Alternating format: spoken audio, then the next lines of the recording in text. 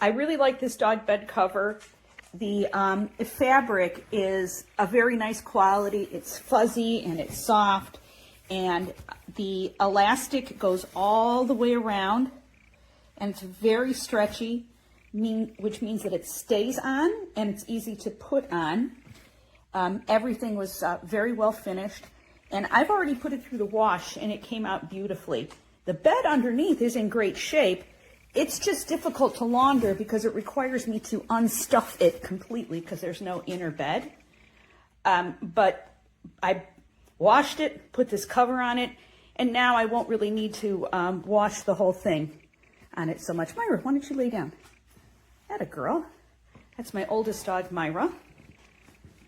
Oh, good girl.